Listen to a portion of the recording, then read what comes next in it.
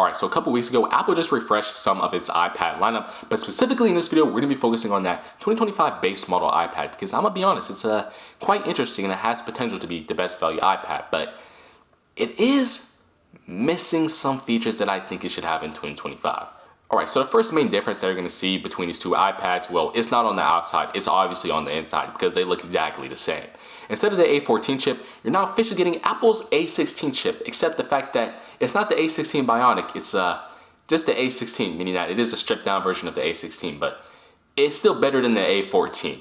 And instead of 4 GB of RAM, we're getting 6 GB of RAM. So yeah, that's always nice to have, more RAM, smoother iPad. And then also on the outside of the iPad, they're saying that this new base model iPad is 11 inches instead of 10.9, but I really don't know if Apple just rounded up or not. I mean, Apple, Well, if you round it up, you can just tell us. I'm not gonna snitch. But then also, instead of Bluetooth 5.2, you're getting Bluetooth 5.3. If any of you can notice the difference, let me know down below in the comments. You know, I don't know if any of you buying this iPad will notice the difference, but it is something cool to highlight, right? Besides the fact that, you know, for some reason, Apple added electronic image stabilization in the main camera, but I feel like the biggest improvement from these two iPads is the base model storage. This base model iPad now starts at 128 gigabytes of storage instead of 64. Let's give a round of applause for Apple for finally giving us enough storage in 2025. Okay, but there are two features that I still think the base model iPad is lacking in which might make some of you go for the Air or Pros. Number one, Apple Pencil support is still very static, and it disappoints me so much because I see a lot of people in public with this iPad. I see people online with this iPad. One thing that they all have in common is that they're always using an Apple Pencil with this iPad.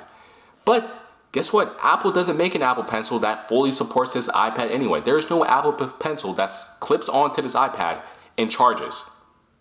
So yeah, it kind of sucks, especially if you have to go buy a third-party Apple Pencil. Now, to be fair, there are some pretty good alternatives, but I think the majority of people who buy this iPad, you know, are considering buying the Apple Pencil.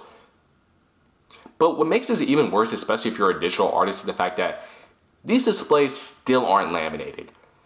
Yeah, Apple, you know what I'm saying? $350, you know, we still can't get laminated displays on the base model iPads. Outside of those two things, if you can sacrifice those two features that are missing on this iPad, then this iPad could be the iPad for you. Especially considering we know like how much these base model iPads can drop in price coming in the next couple months. We know them Target and Walmart sells during the holidays where we see that $350 price going out to that $280 and then they're out of stock when you go to buy your niece one for Christmas.